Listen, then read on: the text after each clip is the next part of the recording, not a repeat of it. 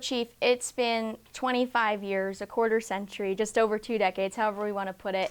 Just what has this time been like for you? You've been able to do and hold so many different roles here in the city of Elmira.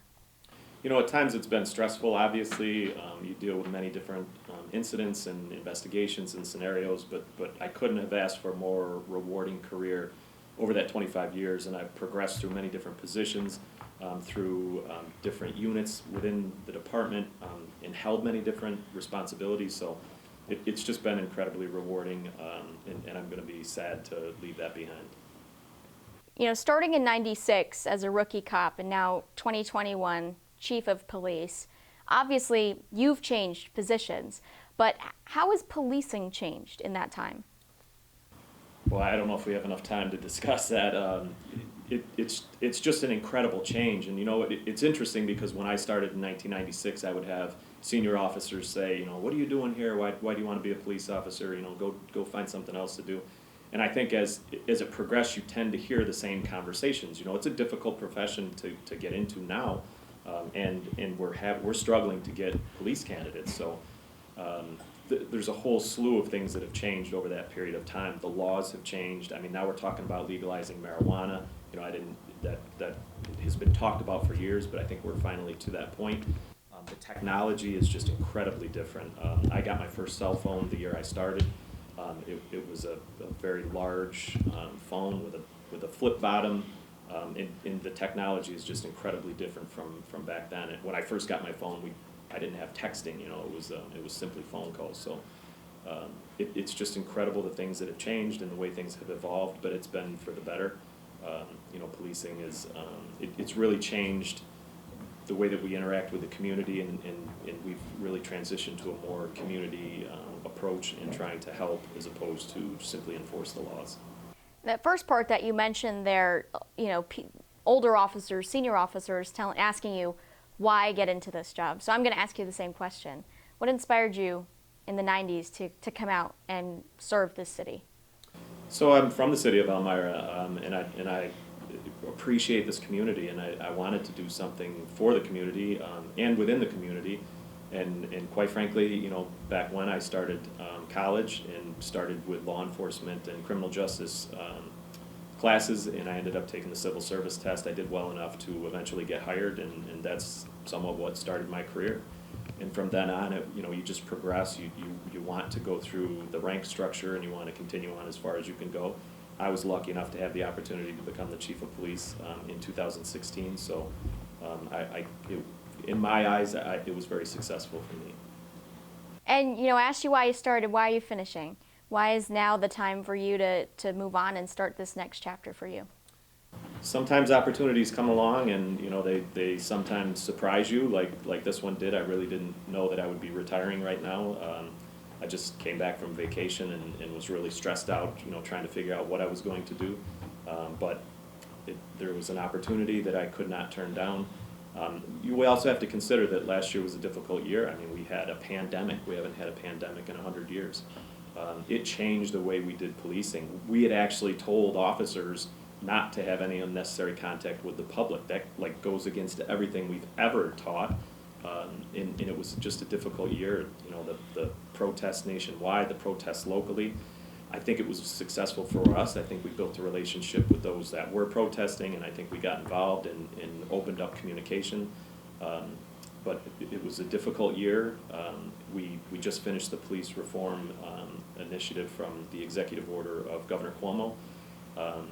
So I didn't expect to be leaving, but an opportunity came up, and I'm leaving, and it's going to be difficult to leave. Can you give us a teaser on where you're headed? It'll be Elmira College, so I won't be going too far. Just down the street, so you'll still be Just right around here. the corner, yes. So back on your career here with the City of Elmira Police Department, what is your biggest accomplishment in your eyes? Again, I think it would be becoming the chief of police. You know, when you start here as a patrol officer, that's the main position. You know, that's the person who tells you, you know, what you're going to do and how you're going to do it, and makes all the policy for the department. And it becomes a goal, at least for me. You know, some people just would appreciate working as a patrol officer, and I would agree that was a very rewarding part of my career as well.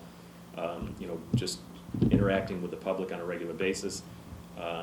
But there are several other things. You know, I did investigations where I was processing crime scenes. I was the head of the evidence technician program at one time in the detective bureau. So when you take fingerprints in a crime scene, or you take DNA in it, and you get a successful result that closes a case, and you now have, you know, the case is closed, you have a defendant, and you go through court, that's very rewarding. I spent time in the drug unit and worked with people who were addicted to narcotics and you know, different drugs and even medication. And on occasion, you know, you would help somebody, and to have them tell you that you saved their life, there probably isn't anything more rewarding than that. Is there anything you regret? I don't think I have anything that I regret currently, but if you asked me that question in a year, I might say I regretted retiring, but we'll see how that goes. Biggest challenge of your time, and that can be, I mean, obviously chief of police, that's challenging in and of itself, managing the entire department. So you can take it from that or from your various other roles that you've held, but biggest challenge in your 25 years? Probably, there's kind of ups and downs throughout that career. At times it was our budget. At times it was the talk of, when I was just appointed as chief of police, we were talking about consolidation with the county and different agencies, and you know, that's very stressful. I mean, you finally reach a position where, you know, that you've sought, and I become the chief of police, and now we're talking about transitioning, and that was very stressful at the time. You know, sometimes we don't have resources to give the police that we know they need, and it can be budget reasons, it can be just something, you know, we may not qualify for, we don't have access to. You want to give them the world, and sometimes you can't. So that's probably the main parts of that, but no regrets. And you talk about, you know, that moment when somebody tells you that you saved their life or you helped their family member, and you serve the community, and you kind of have that moment of gratitude from the community back to you. Is there a specific moment, a specific case maybe, that really sticks out to you in your mind as you kind of reflect on this time that you've spent here? No, not really. I don't think there's one specific time. There's very specific investigations that I will continue to think about for years to come, if not my entire life. The Mary Teresa Simpson homicide, that occurred in 1964, but it's still unsolved, and I've done a lot of looking into that and different things. You know, we got to a point where we talk about DNA in that case, and we're really at a point now where we can start to seek a broader pool of where that DNA might lead us to something. So there's a lot of investigations that will stick with me for a long time, unfortunately open, but there's been a lot of investigations that we put a lot of work into and had a successful conclusion and closed. It's difficult to sit in this seat and see the violence and, you know, the homicides that we're experiencing lately. It's very unfortunate. You want to do something to stop this, but there's really not, you know, there's no magic solution to it. So, you know, you struggle to try to think of ideas or to get the community engaged and get people to cooperate. But, you know, we try to do the best you can. I want to touch on that a little bit. Police reform, it's something that's happening nationwide. It's happening locally in our state. What is happening here in Elmira? Has there been any changes? Do you think there should be any changes moving forward? There's always room for improvement. There's no doubt about that. Things evolve, things change. Even what the community expects of their police change. And you have to, you know, we work for the people, so you have to keep up with what the community really desires of their police. The police reform, the executive order that came out with that initially, that was somewhat scary. You know, it was really saying that police across the state had to change. And at first, you know, you're like, how are we going to accomplish this? You know, what are we going to do to satisfy this requirement? But then we started with a committee, a very diverse group of people, and we engaged in meetings, and right from the beginning I could tell that we could open up conversation. We could talk about things that we normally wouldn't talk about or might offend some people, but that wasn't the case. You know, we really talked about important things and you know, things that bothered people, things that people would like to see. The order itself required certain training, such as diversity, implicit bias. There was a few different things that it required, and it also required that we review a lot of our policies regarding like use of force. We were lucky enough to have body cameras, prior to that, and I think that was a big part of us being able to appease the community that we were being held accountable. But at first it was somewhat scary, but it came out to be very rewarding, and we did our committee members. We've built a relationship, and we talk about things, and it's a place where we can really talk about things that might be very sensitive to people. And we look nationwide. Do you think we need to reinvent the system of policing with what we've seen over this last year? That's a very good question. What I think, if you asked me in 2019, do we need to reform the police department? I probably would have said if I thought that I would be doing it.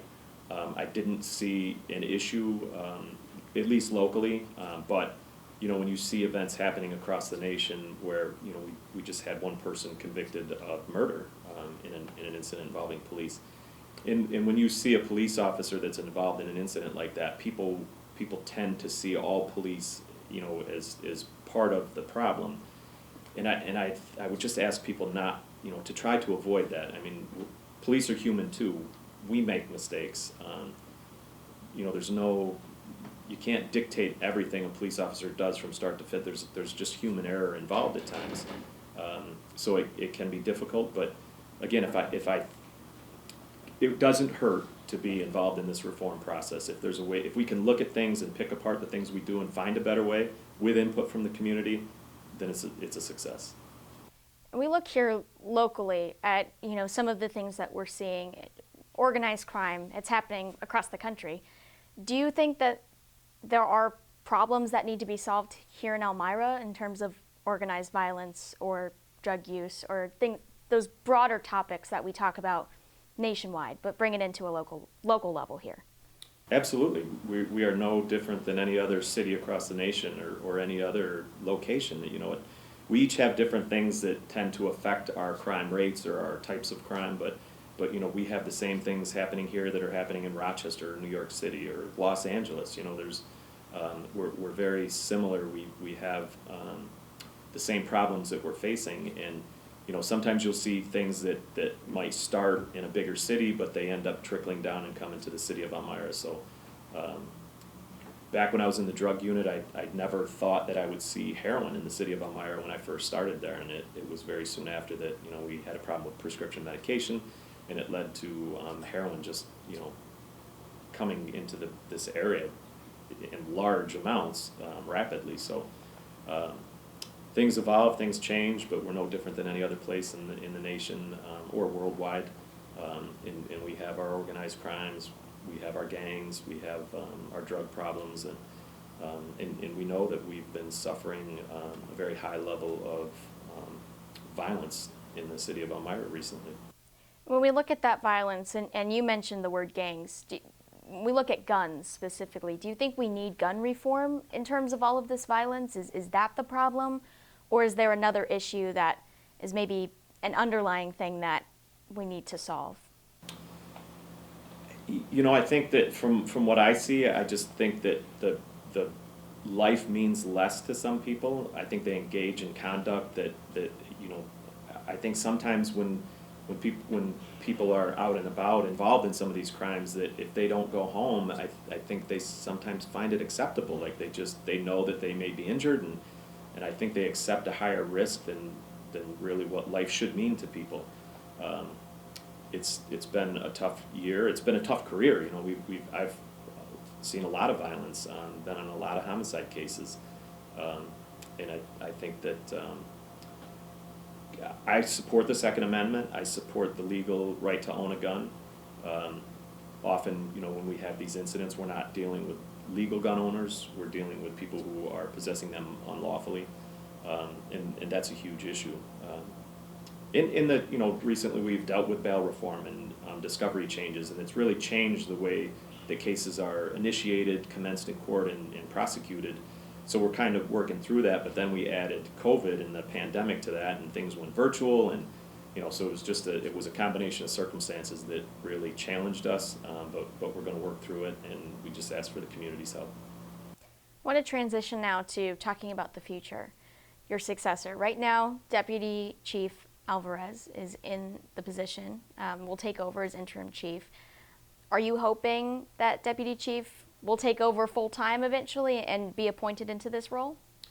I had mentioned earlier that there was only two of us that started in the 1990s, and he is the other one. Actually, we started the same year, in 1996. So everybody else that is here has been 2000 and after. It's not my choice. I don't. Maybe I'll play a role in that. Maybe they'll ask for my opinion, but it's up to the city administration who they choose. Deputy Chief Alvarez, I chose him for the deputy chief, so I know he's capable, and it wouldn't. I would have no issues seeing him as the next chief. So we don't know who yet. We're just we're in waiting for the official word coming soon, hopefully, right? He's going to be interim acting chief, and I can't offer you any more than that. If there's something in the works, they're keeping it from me, and I'm not aware of it. But he will be interim. So advice to your future full-time successor, what would you say to that person? You have to be patient, both with the department and the community. You really have to be more ears than voice. You really have to listen to people's concerns, and when people have complaints, sometimes they just want to be heard. And often it's simply an explanation. It's not. It may not be that anybody did anything wrong. Somebody just misunderstands what police have to do for certain reasons. But really, I would stress patience. And sometimes you have to leave the job here when you go home at night, and not have it affect your personal life and your life with your family. And that can be very difficult, because you can say that I'm going to leave it at work, but it's very difficult to flip that switch and just change to a different person. So I think patience. You have to support the officers, but also take care of the community and be innovative. There's different things with technology now. You have to look at what other places are doing, and see what we might be able to do different, but always look for improvement. We're going to have a Back to the Future moment. I want to go back in time, and we're going to pretend that you can give yourself, the rookie cop in '96, some advice. So what would you tell your younger self when you're starting this journey? Oh, that's a good question. I don't know. I don't know. I can't say that I've said I didn't have any regrets. I think I can consider this a success. So, I think the path that I followed, I think, worked out very well for me. I've worked nearly every position in this department, been a part of most teams and units. So I have a very diverse, knowledge of different operations and the way things actually, occur or happen. I don't know of anything that I would change, and I don't know if I could offer any different advice. So you've been in this community quarter century, 25 years. You've been able to meet, we were talking before this, so many people and have an impact on so many people's lives. What do you have to say to this city, your home city, today? I support the community. I'm not leaving here. I love the city of Elmira. I love this area for many reasons. I didn't really want to leave. I didn't expect to leave. I just had an opportunity that came at the right time. I can retire at 20 years, but I'm now facing 25. So it's been a good time. But I would appreciate if the community would support the police. If there are problems, bring it to our attention, the administration's attention, so that we can deal with those and at least satisfy the community. But we need to build relationships and help each other. We for the most part, the majority of the people in this community have the same goals that we have. We need the community to be our eyes and ears. We need them to report things. We need them to cooperate. And we really need witnesses in some of these crimes that we struggle to develop. But we have to build a relationship, and we have to work together. Chief, thank you so much for your time today. We really appreciate it, and thank you for your 25 years of service to the city. Thank you. I appreciate that.